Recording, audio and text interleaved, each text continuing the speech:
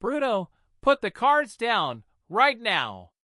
The dealer's voice cut through the thunder of casino music just as Bruno Mars stared at the final card sliding across the green felt, and for 3 unbearable seconds nobody at the table dared to breathe. The card stopped. The room seemed to shrink around him. Bruno's fingers tightened around a stack of chips that had once represented a fortune, while the golden lights reflected in his dark glasses and made his expression impossible to read. Then the dealer slowly placed his hand over the losing combination, and a murmur rolled across the private casino floor like distant thunder. "House wins!" The words were quiet, but they struck Bruno harder than any scream could have. A few spectators gasped. Someone near the bar whispered his name. Cameras from discreet phones rose above shoulders despite the strict no-recording policy. Bruno leaned back in his chair, exhaled through his nose, and gave a faint smile that fooled almost everyone. "Well," he said, tapping 2 fingers against the table, "that went badly." The laughter that followed was nervous rather than amused. Nobody at the table knew that Bruno had already lost far more than money. For the last 3 hours, he had been trying to outrun something he could not name, and every hand had only pushed him deeper into a private war inside his own mind. The casino smelled of expensive perfume, polished wood, cigar smoke, and the faint metallic scent of champagne glasses being carried between tables. Above him, crystal chandeliers scattered white light across a sea of black suits, glittering dresses, watches, diamonds, and carefully controlled smiles. Bruno had arrived through a private entrance shortly after midnight, wearing a black jacket, dark shirt, and the relaxed expression people expected from a superstar who had nothing left to prove. But beneath that calm exterior was exhaustion. He had barely slept for days. His phone had been vibrating constantly in his pocket, yet he had refused to look at it. He had told himself he needed one night where nobody could reach him. No studio. No rehearsals. No interviews. No questions. No expectations. Just noise, cards, and the illusion that chance could decide something for him. Instead, chance had taken everything. Bruno glanced at the chips remaining in front of him. There were only a few. "One more hand," he murmured. His longtime friend and security advisor, Marcus, immediately stepped closer. "No!" Bruno looked up. "No!" "You heard me." Marcus lowered his voice. "You're done." Bruno's jaw tightened. "I said one more. And I said you're done." For a moment, the 2 men stared at each other. Marcus knew Bruno well enough to recognize the tiny movement of his left thumb against his ring finger. Bruno did it whenever he was anxious. It was a habit almost nobody noticed.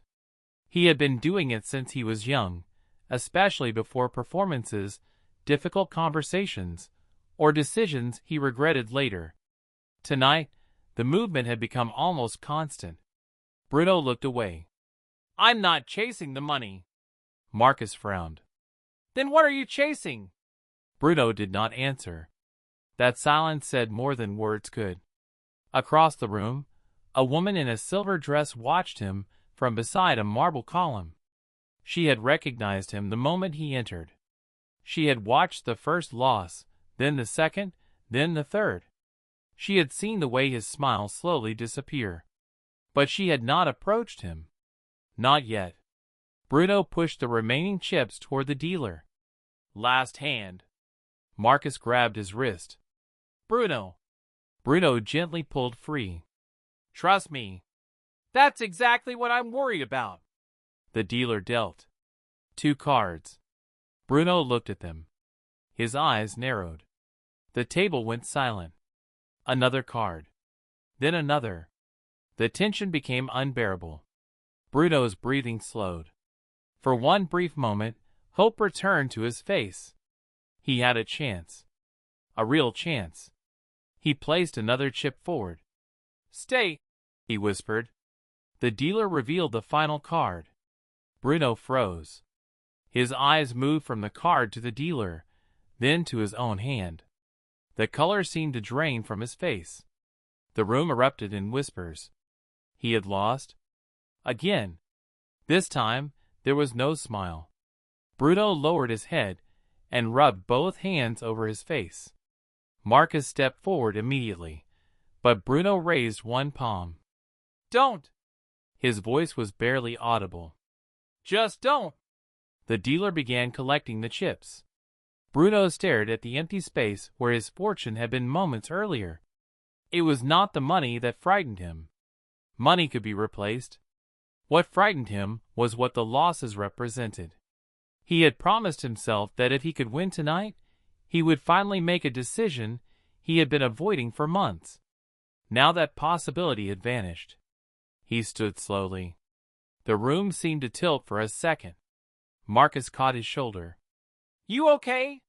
Bruno nodded. "Yeah." But he wasn't. He walked away from the table, leaving behind the murmuring crowd and the dealer who watched him with an unreadable expression.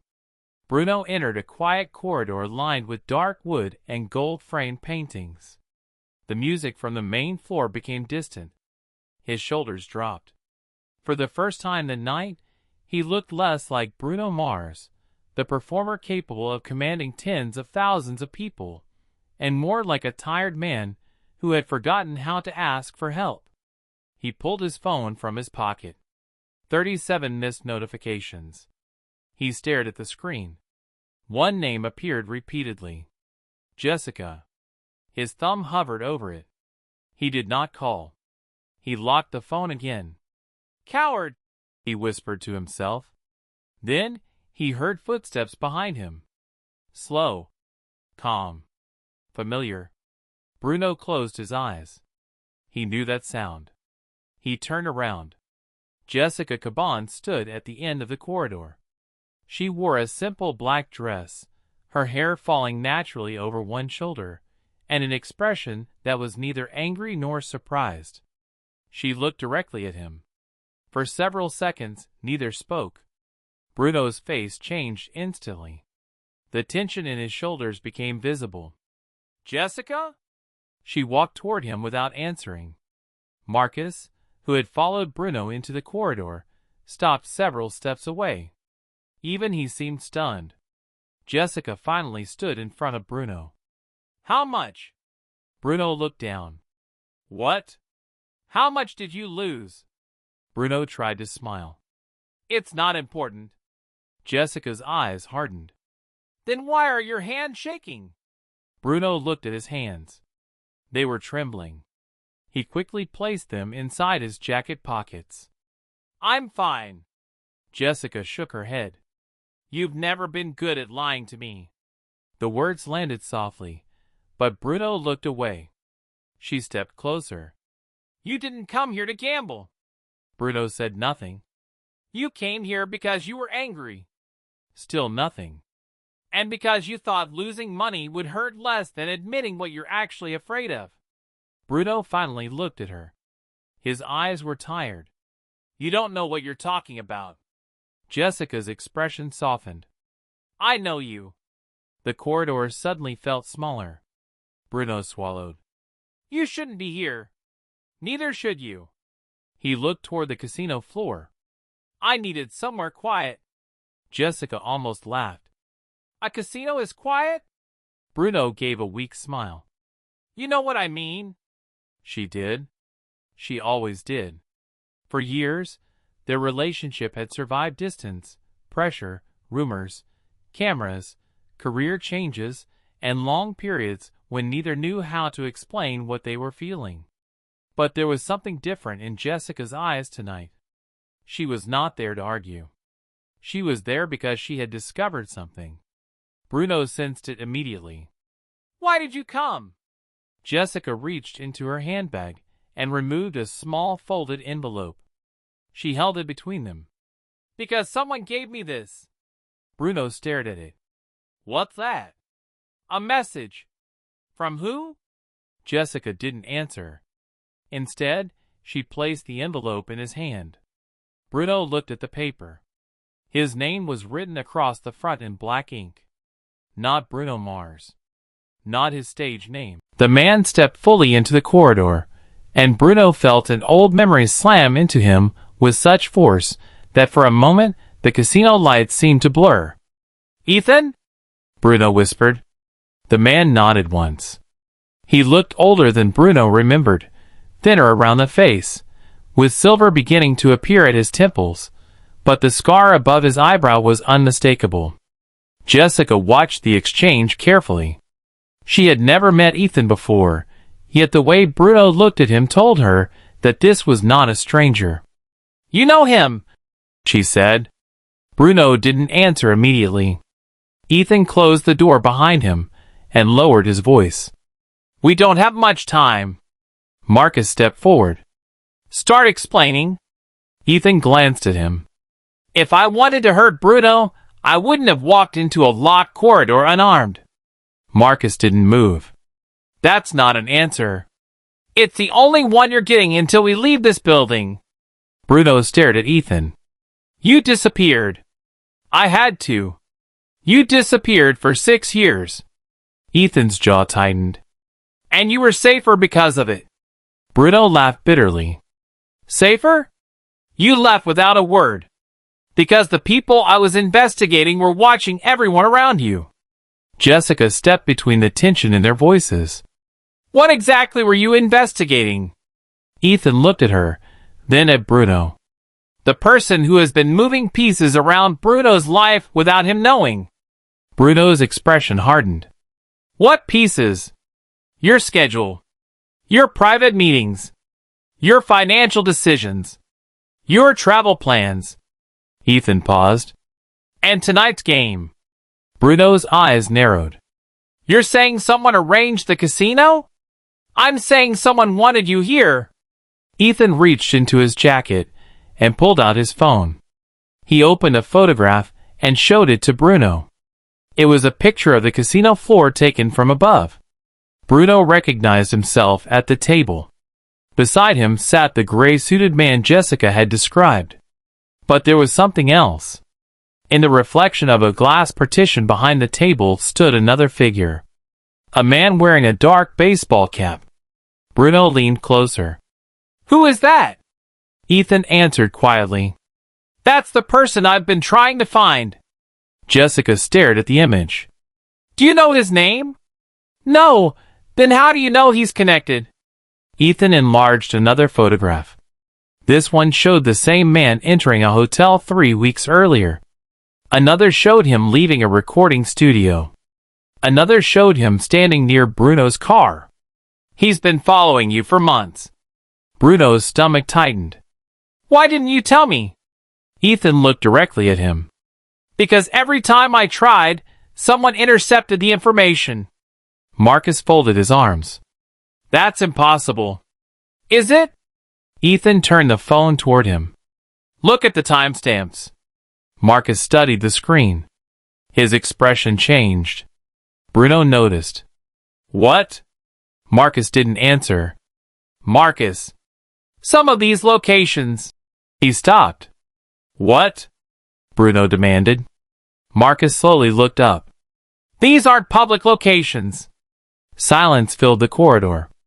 Jessica's grip tightened around Bruno's hand. Bruno stared at Marcus. "What does that mean?" "It means whoever took these photographs had access to information only a very small group of people would have." Ethan nodded. "Exactly." Bruno took a step backward. Suddenly every private dinner, every unexpected encounter, every strange phone call from unknown numbers seemed to rearrange itself in his mind. Someone had known too much. Someone had been close. Very close. "Why the casino?" Bruno asked. Ethan's expression became darker. "Because gambling makes people emotional. It makes them predictable." Bruno looked at the casino floor through the narrow glass panel in the door. "They wanted me angry." "Yes." "Why?" Ethan hesitated. "Because angry people make decisions." Bruno's eyes narrowed. "What decision?" Ethan looked at Jessica. "That's what we need to find out." Bruno felt a cold sensation crawl up his spine. He had thought the night was about money. Now he realized the money had simply been bait. His losses had been designed to create frustration, humiliation, perhaps even desperation. Someone wanted him vulnerable. Someone wanted him to react. Jessica looked at him. "What were you planning to do if you won?" Bruno's eyes lowered. Ethan immediately noticed the hesitation. "You never told her?" Bruno looked away. Jessica's expression changed. "Told me what?" Bruno remained silent. "Bruno." Her voice was softer now. "What were you going to do?" He rubbed his thumb against his ring finger. The familiar nervous habit returned. "I was going to make an offer." "To whom?" "A producer." Ethan's face tightened. "Which producer?" Bruno looked at him. "You know him." Ethan shook his head slowly. "Tell me." Bruno hesitated before saying the name. Ethan immediately stepped back. "No." Jessica looked between them. "What?" Ethan's voice became urgent. "You cannot meet that man." Bruno frowned. "Why?" "Because he's connected to the same network I've been investigating." Bruno's face hardened. "You expect me to believe that?" "I don't expect you to believe me." Ethan pulled another photograph from his pocket. "I expect you to look at this." Bruno took it. The image showed the producer shaking hands with a gray-suited man from the casino. Bruno stared at it. His breathing slowed. "When was this taken?" "Yesterday," Jessica whispered. "Oh my God!" Bruno's fingers tightened around the photograph until the paper bent. "So the offer," Ethan nodded, "was never really about music." Bruno looked toward the casino floor again. The laughter sounded different now. Colder. Artificial. He suddenly noticed the cameras mounted high above the room. The security guards. The private elevators. The people watching from balconies. He wondered how many of them were watching him. "We need to leave," Marcus said. Ethan nodded. "Agreed." Bruno turned toward Jessica. "How did you find me?" She took a slow breath. "I received a message." "From who?" "An unknown number." "What did it say?" Jessica looked down. "It said, if you still care about him, go to the casino before midnight." Bruno's face softened for a moment. "Jessica, I almost ignored it." "Why didn't you?" She looked directly into his eyes.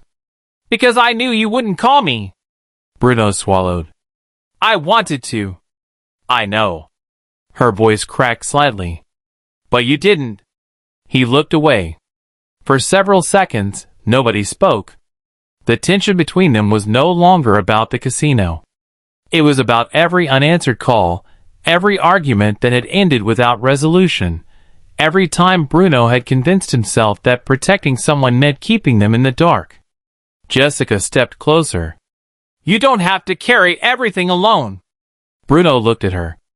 "I thought I was protecting you." "From what?" "From me." Jessica's expression broke. "That's not protection." Bruno lowered his eyes. "I know." Ethan watched silently. Whatever he had expected to find tonight, he had not expected to witness this. But before he could speak, the casino lights flickered. Once. Twice. Then every screen in the private gaming area went black. A second later, the emergency lights came on. Red. The casino fell silent. Marcus immediately moved toward Bruno. "Stay behind me." A loud metallic sound echoed from somewhere below. Then another. Jessica grabbed Bruno's sleeve. "What's happening?" Ethan looked toward the elevator. "They're locking down the building." Bruno's eyes widened. "Why?" Ethan didn't answer. The sound of footsteps began approaching from the far end of the corridor. Many footsteps. Fast. Organized. Marcus reached inside his jacket. "We're out of time." Bruno looked at Jessica. "Are there cameras here?" Ethan nodded. "Everywhere." Bruno suddenly understood. "They know we're together." Yes! The footsteps grew loud. The car moved through the sleeping city, while Bruno stared through the window, watching neon signs smear across the glass like fragments of memories he had spent years trying to forget. And beside him Jessica remained silent, her fingers still wrapped around his, because she could feel that whatever had happened 6 years earlier had finally become too heavy for him to carry alone. "Tell me," she said quietly. Bruno didn't answer immediately. Ethan kept his eyes on the road, while Marcus sat in the front passenger seat, scanning the streets through the side mirror. The silence inside the vehicle became almost unbearable. Finally, Bruno breathed out and said, 6 years ago, I met someone after a recording session." Jessica looked at him. "Who?" "A musician." He paused. "At least, that's what I thought he was." Bruno's thumb moved slowly over Jessica's knuckles. It was the same nervous habit she had noticed earlier. "He told me he had information about someone inside my professional circle who was stealing from projects connected to me." Jessica frowned. "Did you believe him?" "At first, no. Then he showed me documents." Bruno's voice became quieter. "Contracts, payment records, private schedules, things that weren't supposed to exist outside a very small group." Ethan nodded. "That's where I came in." Jessica looked at him. "You knew about this?" "I knew part of it," Ethan replied. "Bruno asked me to verify the documents." Bruno looked toward him. "And you did?" "Yes." Ethan's expression became grim. "They were real." Jessica's eyes widened. "So someone really was stealing from you?" Bruno shook his head. "It was bigger than that." He looked down. "The money was only one part." The city lights disappeared behind them as the vehicle entered a darker road. Bruno continued. "There were people moving information between companies, producers, private investors, and people who could influence deals before they were officially announced." Jessica listened carefully. "Why would they need you?" Bruno gave a faint, humorless smile. "Because my name opened doors." The words were simple, but they carried a weight Jessica had never heard in his voice before. "They didn't just want my money. They wanted access. They wanted introductions. They wanted me to trust certain people," Ethan added. "And when Bruno refused, the pressure started." Jessica looked at Bruno. "What kind of pressure?" Bruno stared at the floor. "Calls, threats, rumors, people suddenly canceling meetings, strange photographers appearing outside private locations, someone breaking into a rehearsal space." Jessica's face tightened. "Why didn't you tell me?" Bruno swallowed. "Because I thought I could handle it." "You always say that." "I know." He looked at her. "And I was wrong." The car became quiet again. Bruno remembered that period of his life vividly. He remembered sleeping with the lights on. He remembered checking doors twice before leaving a room. He remembered pretending everything was normal during rehearsals, while his mind was somewhere else. Most of all, he remembered the night when everything changed. "There was a meeting," he said. "An underground parking garage beneath an old office building." Ethan glanced at him through the mirror. "You don't have to continue if you're not ready." Bruno shook his head. "I am." Jessica squeezed his hand. Bruno continued. "The musician who contacted me wanted to give me the final evidence. He said he had found the person at the center of everything." "Who?" Jessica asked. Bruno looked at her. "That's what I never found out." She frowned. "What happened?" "I arrived early." Bruno's voice became distant. "The garage was almost empty. I waited near the elevator. Then I heard an argument." He closed his eyes. "Two men were talking behind a concrete column. I couldn't see them clearly." "What were they saying?" "One of them said, 'He knows too much.' The other said, 'Then make sure he never talks.'" Jessica's expression changed. Bruno continued. I knew immediately they weren't talking about me. They were talking about the musician. Ethan nodded slowly. Then, I heard a crash. Bruno's jaw tightened. I moved toward the sound. Someone saw me. Jessica's breathing stopped. What did you do? I ran. Bruno's voice cracked slightly. I had no idea who was chasing me. I only knew I had to get out. Marcus looked back. And that's when the car appeared? Bruno nodded. A black sedan. It nearly hit me as I crossed the exit. Jessica whispered. You were almost killed. Bruno didn't respond. I managed to escape through a side street. I called Ethan. He looked at him. But when we returned, the garage was empty. Ethan nodded. No body. No musician. No evidence. Nothing, Bruno said. Except one thing. Jessica waited.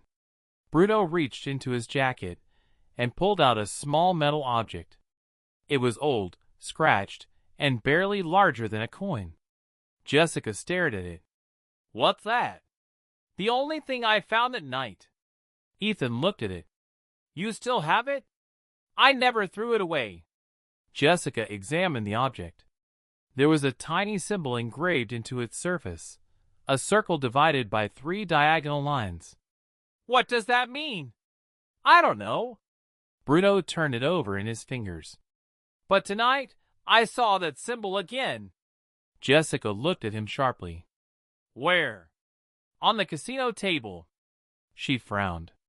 I didn't see anything. It was carved into the edge beneath the felt. Ethan suddenly leaned forward. You're sure?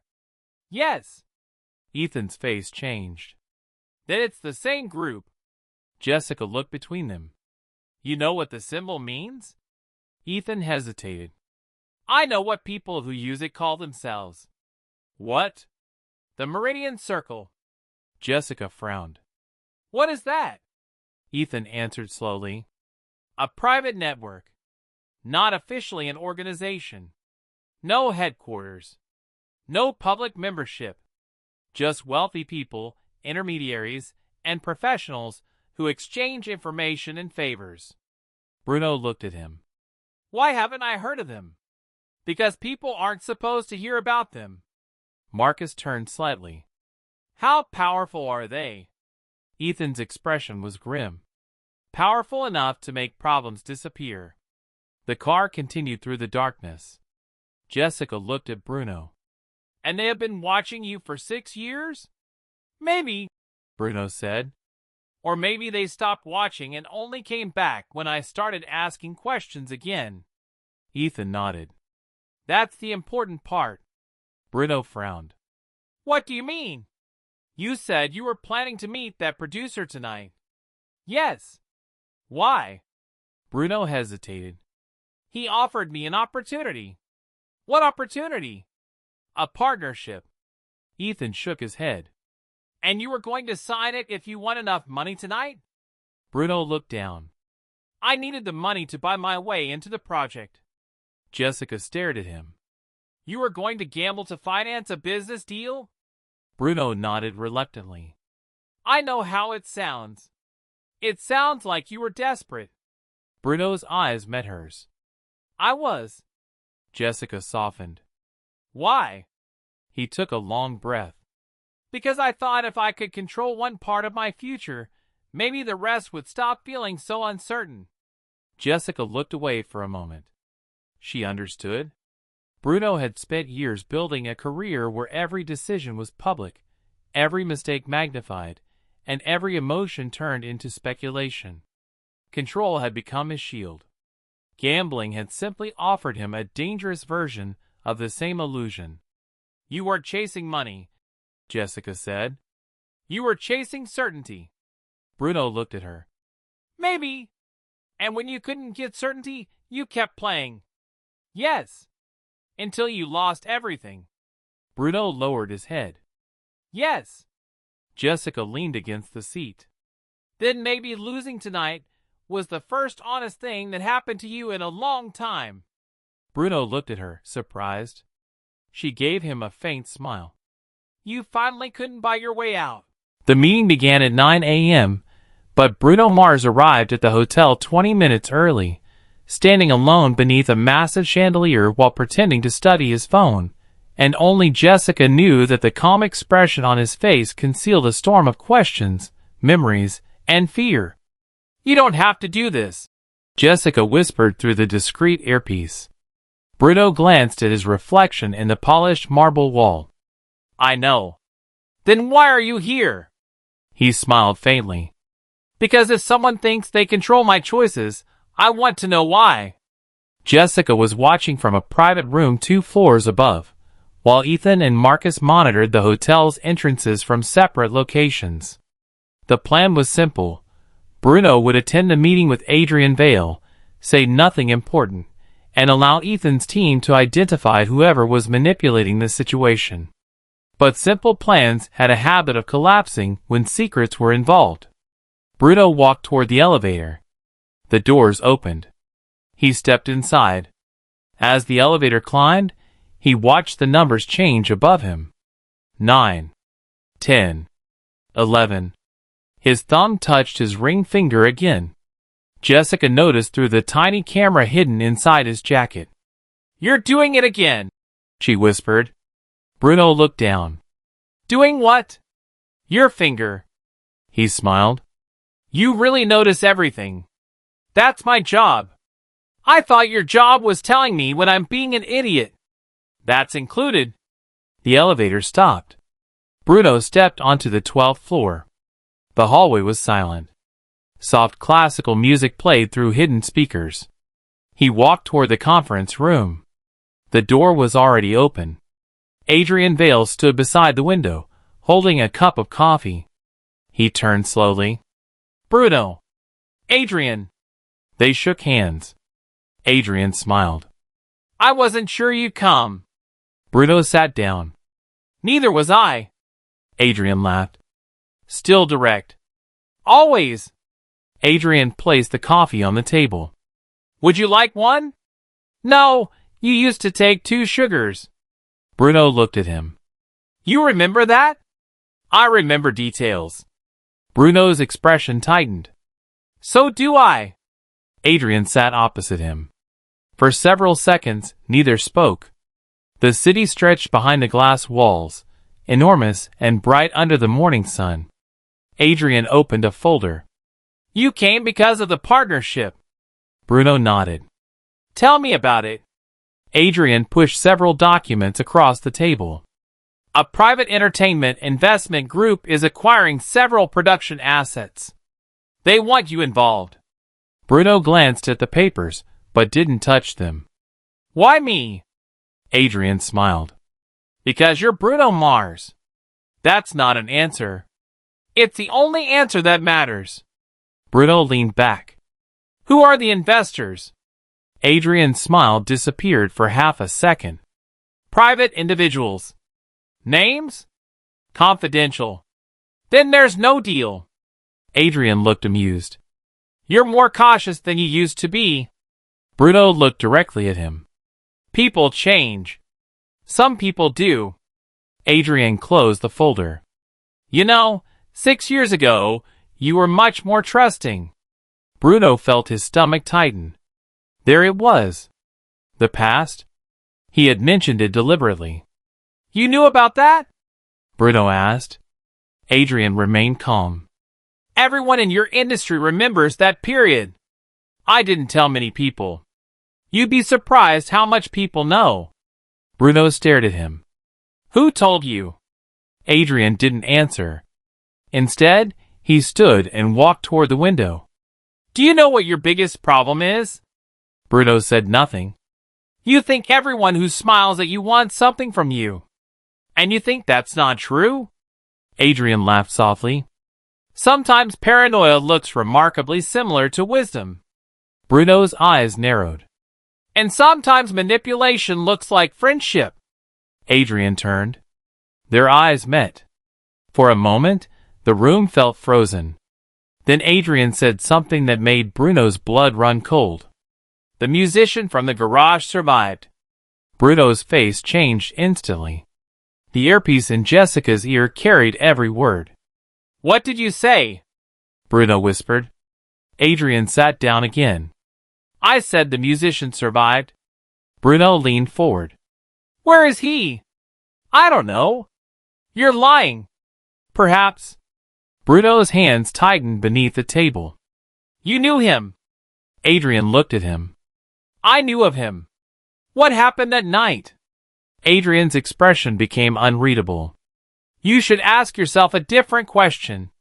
Which is, why did he contact you?" Bruno stared at him. Adrian continued. "People don't risk their lives because they want to help strangers. They do it because they want something. He wanted the truth exposed. That's what he told you." Bruno stood. "What did he really want?" Adrian remained seated. "He wanted revenge." The word hung between them. Bruno slowly sat again. "Revenge for what?" Adrian looked at the folder. "That is a story you aren't ready to hear. Try me." Adrian smiled. "Not today." Bruno realized the meeting was no longer about investment. Adrian was testing him. Every sentence was designed to trigger a memory, provoke anger, or reveal what Bruno knew. Bruno leaned back. "You're scared." Adrian's smile vanished. "Excuse me? You're scared of me asking questions." Adrian laughed. "You have no idea what you're talking about." Bruno stood. "Then why did you bring up the garage?" Adrian said nothing. Bruno walked toward the door. "We're done." "Bruno." He stopped. "You should listen." Bruno turned. Adrian's voice became quieter. "The person you're looking for isn't outside your circle." Bruno froze. "What does that mean?" Adrian looked directly at him. "It means you've been looking in the wrong direction." Bruno's earpiece crackled. Jessica's voice came through. "Bruno, leave. Now!"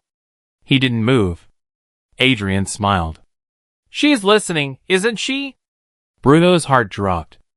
Adrian continued. "You should be careful who you trust." Bruno stared at him. "You knew she was here." "Of course." Bruno's expression hardened. "How?" Adrian leaned back. "Because you weren't the only one who planned ahead." Bruno immediately turned toward the door. "We're leaving." He exited the conference room. The hallway was empty. He walked quickly toward the elevator. Jessica's voice was urgent. "Don't stop. Keep moving." Bruno pressed the button. The elevator arrived. He stepped inside. The doors closed. He exhaled. "He knew." "Yes," Jessica answered. "But how?" "We don't know yet." Bruno looked at the security camera inside the elevator. He smiled faintly. "Maybe we do." "What?" "He wanted me to believe he knew everything." Bruno stared at the camera. "Maybe he doesn't." Jessica was silent. "What are you thinking?" she asked. "The meeting room was too easy."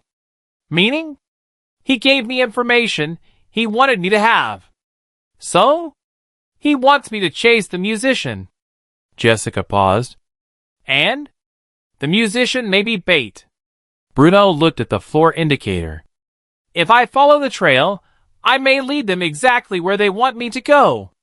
Jessica's voice softened. "Then don't follow it." "I'm not."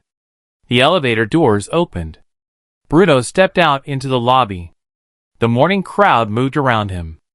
Business people, tourists, hotel staff. Nobody appeared interested in him. But Bruno knew better now. He could feel eyes watching from somewhere.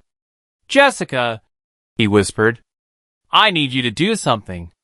"What?" "Forget the musician." "Why?" "Because Adrian wants us to look for him." Jessica understood immediately. "Then what do we look for?" Bruno stopped walking. "The person who wants us to believe Adrian is the enemy." Upstairs, Ethan was already reviewing security footage. Marcus stood beside him. "Anything?" Ethan shook his head. "Nothing obvious." Then go deeper, Jessica said through the communication channel. Ethan looked at the monitor. The casino looked completely different in daylight, its glittering chandeliers now strangely cold beneath the pale morning sun, and as Bruno Mars stepped through the private entrance with Ethan beside him, he realized that the place where he had lost his fortune the previous night had been designed to make people forget what was happening around them. The music was softer. The tables were nearly empty. Staff members moved quietly across the polished floor, removing glasses and resetting chairs as though nothing unusual had happened. Yet Bruno could still remember the sound of the dealer saying, "House wins," and the weight of every lost chip disappearing beneath his fingers. Ethan walked beside him without speaking. "Where are we going?" Bruno finally asked. "Basement. The same place we escaped from?" "Yes." Bruno stopped. "That's exactly where they'll expect us to look." Ethan nodded.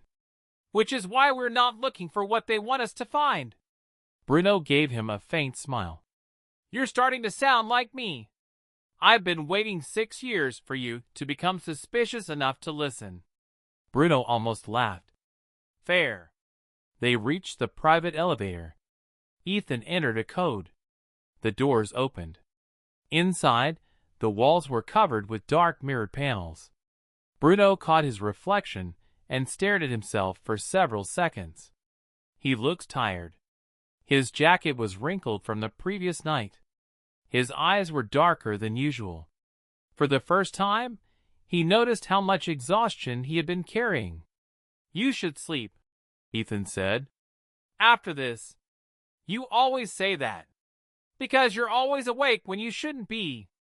The elevator descended. Bruno watched the numbers disappear one by one. "Do you think Jessica is really safe?" Ethan hesitated. "I think she's smarter than whoever is trying to scare you." Bruno smiled. "That's what I'm hoping." The elevator doors opened into the basement. The air was colder here, carrying the smell of concrete, dust, and machinery. Bruno immediately recognized the narrow corridor where the bullets had struck the wall. The broken camera still hung above the door. Ethan crouched beside it. "Interesting." "What?" "The camera wasn't destroyed remotely." Bruno looked at him. "You said it was a bullet." "I was wrong." Ethan pointed at the damaged housing. "Look closely." Bruno leaned down. A tiny metal fragment was lodged inside the camera. Ethan removed it carefully. "Not a bullet." "Then what?" "A ceramic projectile." Bruno frowned. "Why would someone use that?" "Because it doesn't trigger certain security scanners." Bruno stared at him. "Meaning whoever did this planned everything." "Yes." Ethan stood. "And probably knew exactly where the cameras were." They continued through the corridor. The maintenance tunnel was empty. Their footsteps echoed through the darkness. Bruno remembered running through here with Jessica the previous night, her hand locked around his. The memory gave him strength rather than fear. "Stop," Ethan whispered. Bruno froze. Ethan pointed toward a door. There was a faint line of light beneath it. "Someone's inside." Bruno moved closer. Ethan held him back. "I'll check." He opened the door slowly. Inside was a small surveillance room filled with monitors. Most were dark, but several screens remained active. Bruno entered and stared. The monitors showed different parts of the casino. Gaming tables, hallways, elevators, parking areas, private rooms. Then Bruno saw something that made his heart stop.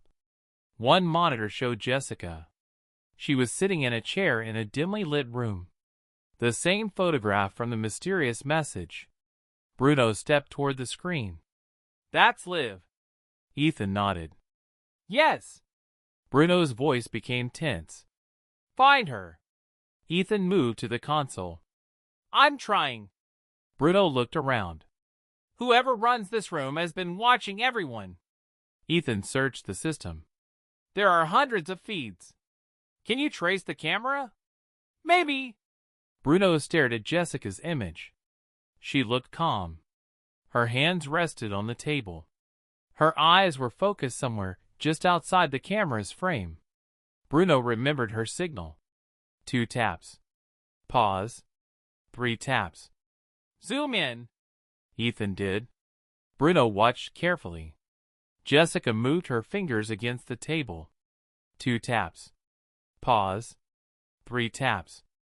She's sending a message. Ethan looked confused. To whom? Me. Bruno stepped closer. She knows we're watching. Ethan enlarged the image. Jessica moved her hand again. This time Bruno noticed something else. A small object sat beside her. A silver lighter. Bruno's eyes widened. That's mine. What? I gave it to her years ago. Ethan stared at the screen. Why would she have that? Bruno shook his head. She wouldn't. He suddenly understood. Someone planted it. Why? Bruno pointed at the lighter. Because they want me to remember the night 6 years ago. Ethan became silent. Bruno walked toward the console. Search for every camera showing this room. Ethan typed rapidly. I have 3. Show me all of them. 3 screens appeared. On the first, Jessica sat at the table. On the second, the room appeared from a different angle. On the third, a hallway outside the room was visible. Bruno studied it. Stop! Ethan froze the image. A man walked past the hallway. Bruno recognized him. Adrian. Ethan nodded. Yes. Bruno looked at the timestamp. He was here 5 minutes ago. Then he knows she's here. Exactly. Bruno looked at the third screen. But look behind him. Ethan zoomed in. Another person was standing near the elevator. Bruno's face changed. That's the producer. Ethan stared. So they're working together. Maybe. Bruno's eyes narrowed. Or they're both being used. He thought for a moment. We need to get Jessica out without letting them know we're here. Ethan nodded. I'll find the room. Bruno pointed at the screens. No. Find the control room first. Why? Because whoever controls these cameras controls the story. Ethan understood. If we shut down the system, they won't know what we're doing. Exactly. Ethan began searching the network. Bruno stood beside him, watching the screens. Then something unexpected happened. One monitor flickered. The image of Jessica disappeared. A new video appeared. It showed a recording from 6 years earlier. Bruno recognized the underground garage immediately. His own younger self appeared on the screen. He was standing beside a black sedan, looking nervous. The footage was grainy, but the date was visible. Bruno's breath caught. That's the night. Ethan looked at him. Where did this come from? Bruno didn't answer. He moved closer. On the screen, his younger self looked toward an approaching figure. The musician? Bruno watched as the man handed him a small object. The same metal symbol Bruno still carried. Then the footage changed angle. A second person appeared. Bruno stared. No. Ethan looked at him. Who is it? Bruno couldn't speak. The figure stepped into the light. It was someone Bruno had known personally. Someone who had been near him throughout the entire period of his career. Someone he had trusted enough to invite into private rooms, meetings, rehearsals, and family spaces. Bruno's face went pale. That's impossible. Ethan paused the footage. Do you know him? Bruno nodded slowly. Yes. Who? Bruno closed his eyes. Someone I thought was protecting me. Ethan stared at the screen. What was he doing there? I don't know. Bruno watched the footage again. The musician appeared to argue with the man. Then the screen went dark. When it returned, Bruno was gone. The musician was gone. The other man remained. He looked directly toward the camera. For a fraction of a second, Bruno felt as if the man were staring directly at him through time. Then the recording ended. Ethan whispered, "Who recorded this?" Jessica was waiting in the darkness when Bruno entered the house, and the moment he saw her standing beside the dining table with a battered black box in her hands, he knew the truth she had promised to reveal was going to hurt more than anything that had happened inside the casino. "Close the door," she said quietly. Bruno did. Marcus remained outside, while Ethan stood several feet away, watching Jessica with the same cautious expression he had carried since the beginning of the night. Bruno approached slowly. "You said you have proof." Jessica nodded. "I do." She placed the black box on the table. It was old, scratched along the edges, and secured with a tiny metal clasp. Bruno stared at it. "What's inside?" Jessica looked at him for several seconds before answering. "Everything I should have shown you 6 years ago." Bruno's breathing changed. He reached toward the box, but Jessica stopped him. "Before you open it, you need to know something." "What?" "I didn't understand what I was involved in." Bruno looked at her. "I believe you." "No, Bruno. You don't understand." Her voice trembled. "I made a choice." Silence filled the room. "What choice?" Bruno asked. Jessica lowered her eyes. "I chose to believe someone because they convinced me they were protecting you." Bruno felt the old wound opening again. "Who?" Jessica didn't answer immediately. Instead, she opened the box. Inside were photographs, handwritten notes, copies of contracts, a small digital recorder, and several envelopes marked with dates from 6 years earlier. Bruno stared at the contents. His stomach tightened. "Where did you get all of this?" "From the person who contacted me." "The person who sent the messages?" "Yes." "Who is it?" Jessica took a breath. "Daniel." Bruno froze. The name seemed to drain the warmth from the room. Ethan stepped forward. "Daniel who?" Bruno didn't answer. Jessica looked at Ethan. "Daniel Reyes." Ethan's expression changed immediately. "That's impossible." Bruno finally spoke. "He's alive?" Jessica nodded. "Apparently." Ethan stared at the box. "He was reported dead 5 years ago." "I know." Jessica picked up one photograph. It showed Daniel standing outside the recording studio where Bruno had worked 6 years earlier. "He contacted me 3 months ago." Bruno's eyes narrowed. "Why didn't you tell me?" Jessica's eyes filled with tears. "Because he told me if I did, you would be in danger." Bruno looked away. The room suddenly felt suffocating.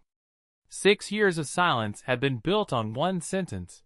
They were protecting him. And now Jessica was telling him that the person behind that protection had been alive all along. "What did he want?" Bruno asked. "He wanted me to keep watching you." Bruno stared at her. "Watching me? Not spying on you?" Jessica shook her head quickly. "He wanted me to make sure you didn't contact certain people. He wanted me to warn you whenever you got too close to the truth." Bruno's face hardened. "So you were helping him control me?" Jessica flinched. "Yes." The word was barely audible. Bruno turned away. His hands began trembling. He pressed them against the edge of the table. "How long?" 3 months. "And before that?" "Nothing." Bruno looked at her. "You're sure?" "Yes." He swallowed. "Then why didn't you tell me the moment he contacted you?" Jessica stepped closer. "Because he showed me evidence." She opened another envelope. "He showed me photographs of you. Your studio. Your house. Places where you were alone." Bruno's eyes moved across the images. One showed him leaving a rehearsal. Another showed him entering a hotel. Another showed Jessica beside him. Another showed Marcus. "He wanted me to believe someone was watching you." "Someone was." "Yes." She pointed at the photographs. But Daniel said he was trying to identify them. Bruno looked at her. And you believed him? Jessica nodded. I thought I was helping. Bruno's expression softened for a moment, but the pain remained. You should have told me. I know. You should have trusted me. I know. Jessica's voice broke. I was scared. Bruno looked at her. So was I. Those 4 words silenced the room.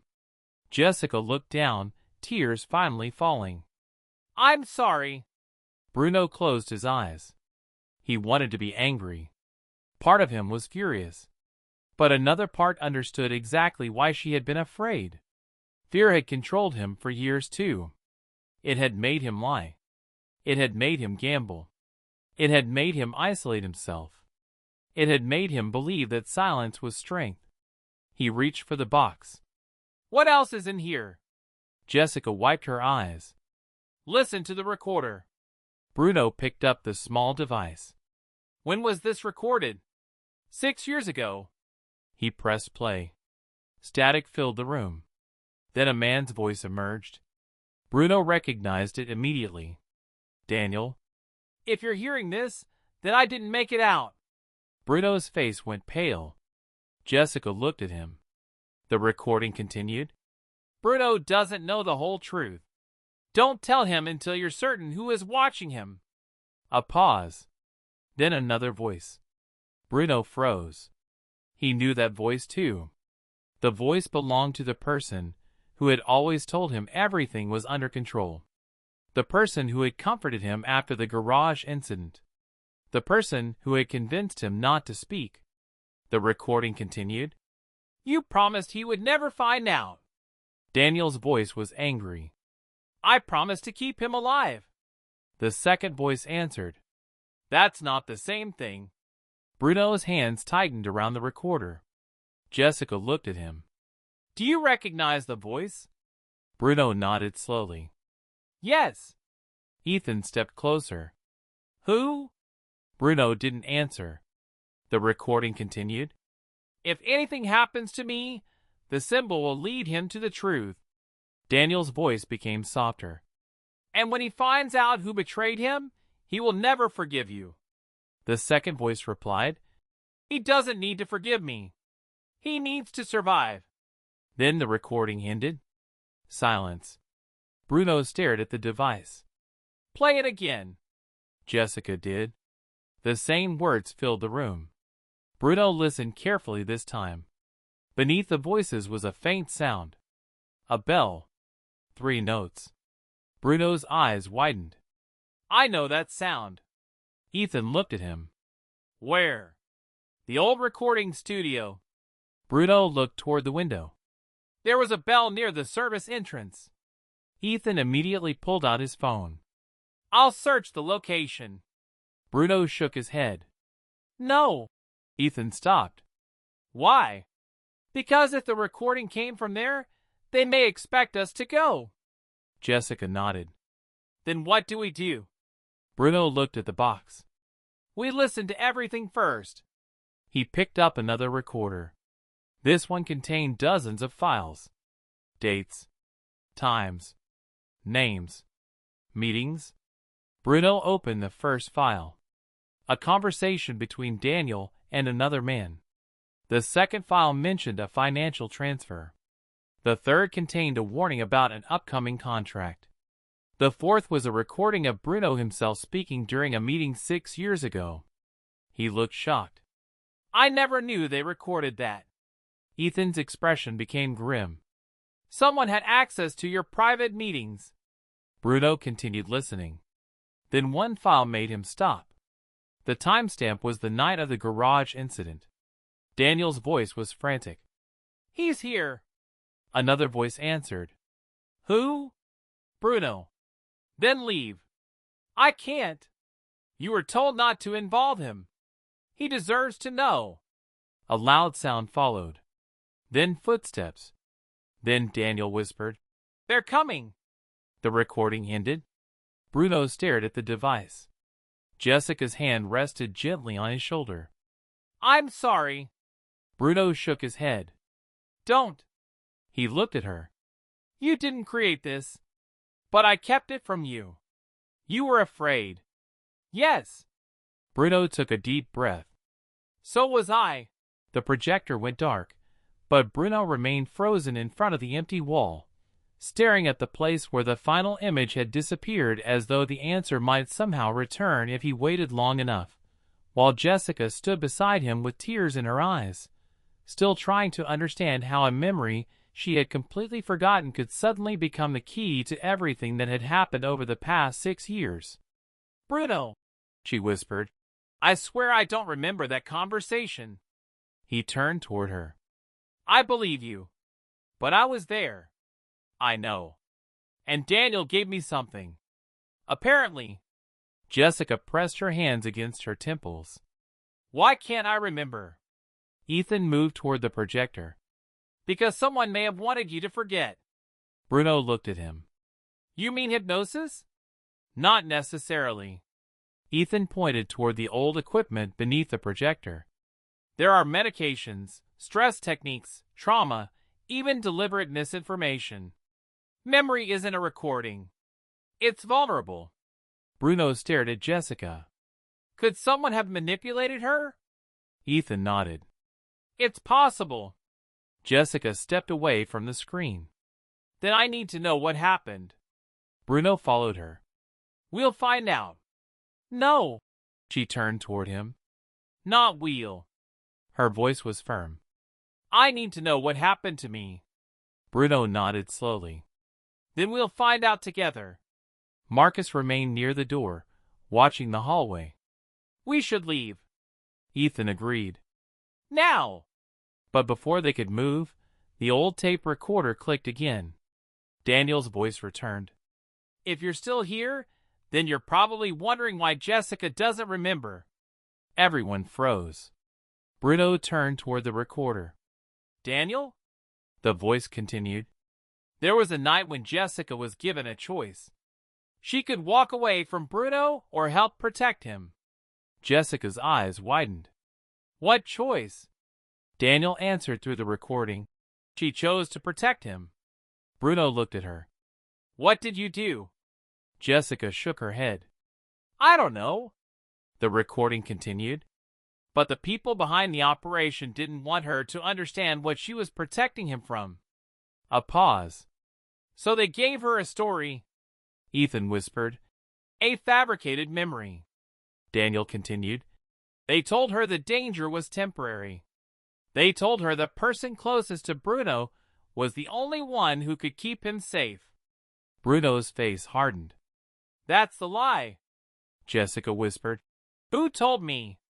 The recording became distorted. Daniel's voice faded. Then one final sentence emerged. The answer is in the room where Bruno first learned to trust him. The recorder stopped.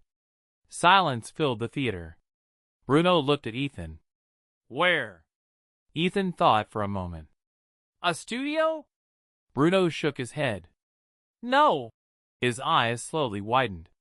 The first studio wasn't where I learned to trust him. Jessica looked at him. Then where? Bruno remembered. A rehearsal room. Years earlier. A small room with cracked mirrors and old wooden floors where he had practiced before anyone knew his name. Someone had stayed late every night. Someone had encouraged him when he doubted himself. Someone had promised that success would never change who he was. Bruno swallowed. The old rehearsal hall. Marcus frowned. The one that was demolished? Bruno nodded. Part of it survived. Ethan immediately checked his phone. There's a storage building on the same property. Bruno looked at Jessica. That's where we go. They left the theater through the rear entrance.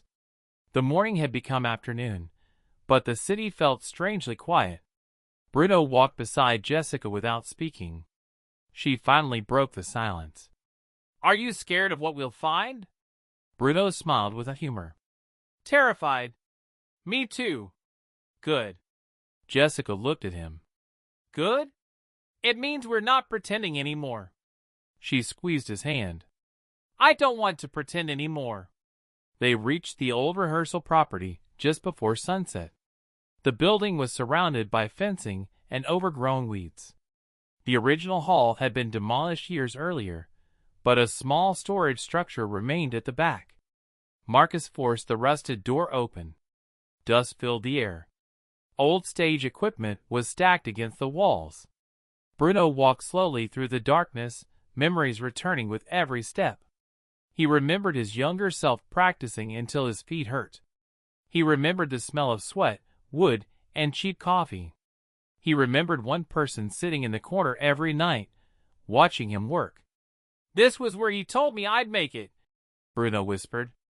Jessica looked at him. "Who?" Bruno didn't answer. He moved toward an old mirror. Something was scratched into its surface. The meridian symbol. Ethan examined it. "Fresh." Bruno touched the scratch. "Someone has been here recently." Marcus checked the room. "There's nothing." Bruno looked beneath the mirror. "Wait." He crouched. A small compartment had been built into the wall. Inside was a black envelope. He opened it. There was a key and a note. "You trusted him here." Bruno stared at the words. "This is ridiculous." Ethan took the note. "There's another line." He turned it over. "It says, ask him what happened after your first audition." Bruno's face changed. He remembered that day. His first major audition. The day when everything could have changed. Afterward, he had returned to this room, devastated because he thought he had failed. The person he trusted had sat beside him and told him not to give up. Bruno remembered crying that night. He remembered being told that someone believed in him. He remembered believing every word. Jessica looked at him. "What happened after your audition?" Bruno's eyes narrowed. "He told me I had been rejected." Ethan looked surprised. "But you weren't?" Bruno shook his head slowly. "I later found out the producer had wanted me." Jessica stared. "Then why did he tell you that you failed?" Bruno's face went pale. "I don't know." Ethan looked at the key. "Maybe that's what it opens." They searched the room. Eventually Marcus found an old metal cabinet behind a pile of equipment. The key fit perfectly. Inside were folders dating back more than a decade. Contracts, audition notes, emails, financial documents. Bruno picked up the first folder. His name was on it. He opened it. His heart stopped. The audition report clearly stated that he had been selected. A second document showed that someone had withdrawn his application before the final decision. Bruno stared at the signature. It belonged to the person he trusted. "Why?" Jessica whispered. Bruno's hands trembled. "Because if I knew they had rejected me, I'd keep trying." Ethan looked at the documents. "And if you knew you had been accepted?" Bruno finished the thought. "I might have left their control." Silence. The realization was devastating. The person who had encouraged Bruno's career might also have manipulated it from the beginning. They hadn't simply protected him. They had shaped his choices. They had decided which doors opened and which doors closed. Jessica picked up another folder. "There's more." Inside was a list of private meetings. Names. Dates. Payments. One name appeared repeatedly. Adrian Vale. Another appeared beside it. The producer Bruno had planned to meet. And beneath both was the same symbol. The meridian circle. Bruno's breathing became heavy. They were connected from the beginning. Ethan shook his head. "Maybe not." Bruno looked at him. "What do you mean?" "Look at the dates." Ethan pointed. "Some of these meetings happened before the meridian circle existed publicly." Bruno frowned. "Then who created it?" Ethan turned another page. A handwritten name appeared. Daniel Reyes. Bruno stared at it. "Daniel?" Jessica whispered. Ethan shook his head. "That can't be right." Bruno looked at the documents. "Maybe Daniel didn't expose the meridian circle." Ethan's eyes widened. "Maybe he created it." The room became silent. Suddenly, the entire story changed shape. Daniel might not have been the victim. He might have been one of the architects. Bruno stepped backward. The room fell silent as Bruno stared at the name Daniel had revealed. And for the first time in years, the fear that had controlled him no longer felt like a chain, but a challenge he could finally face. "I want the truth," Bruno said. Daniel looked at him for a long moment before placing a final folder on the table. Inside were contracts, recordings, financial records, photographs, and a complete timeline proving how people around Bruno had manipulated his decisions, concealed opportunities, and used fear to keep him dependent on their protection. The most painful discovery was not that strangers had betrayed him, but that someone he had trusted deeply had helped build the illusion that Bruno could never survive without them. Jessica stood beside him as he listened to every recording, sometimes closing his eyes when the memories became too painful, sometimes gripping Jessica's hand when anger threatened to overwhelm him. But he never walked away. He finally understood that healing did not mean pretending the past had never happened. It meant refusing to let the past decide the future. Ethan and Marcus helped secure the evidence, while Daniel agreed to provide everything he knew about the network. The investigation eventually exposed a web of manipulation far more complicated than Bruno had imagined, but the greatest revelation came when Bruno discovered that Jessica had never betrayed him intentionally. She had been frightened, deceived, and manipulated just as he had been. Instead of allowing that discovery to destroy their relationship, Bruno chose to forgive her. "You should have told me," he said one quiet evening. Jessica nodded through tears. "I know." Bruno took her hand. "But I should have trusted you enough to let you help me." Jessica looked at him. "Then maybe we both learned something." Bruno smiled. "Maybe we did." Months later, Bruno returned to the casino. The same chandeliers hung above the tables. The same music floated through the air. The same green felt covered the blackjack tables. But Bruno was different. He walked through the room without fear, without desperation, and without the need to prove anything. He stopped at the table where he had lost his fortune. The dealer recognized him. "Back for another game?" Bruno smiled. "No." He placed one small chip on the table. "I'm just returning something." The dealer looked confused. Bruno pushed the chip back toward him. "You can keep it." Then Bruno walked away. Jessica waited near the entrance. When he reached her, she smiled. "How does it feel?" Bruno looked back at the table. "Free." She slipped her hand into his. "Good." They walked out together beneath the city lights, leaving the casino behind. Bruno had once believed winning meant controlling every outcome. Now he understood that sometimes the greatest victory was accepting that you could not control everything and still choosing to move forward. He had lost money. He had lost trust. He had lost years to fear. But he had found something more valuable than anything he could have won at a casino: the courage to face the truth and the people willing to stand beside him while he did it. And somewhere in the distance, behind the glittering windows of the city, the old game continued without him. The difference was that Bruno Mars was no longer playing. Ending hook.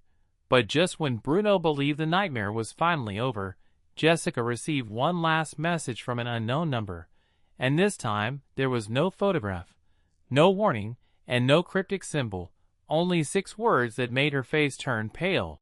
"You never found the real player." She slowly looked toward Bruno, who immediately understood from her expression that the story they had just survived might not have been the end at all, but only the first hand of a much larger game. :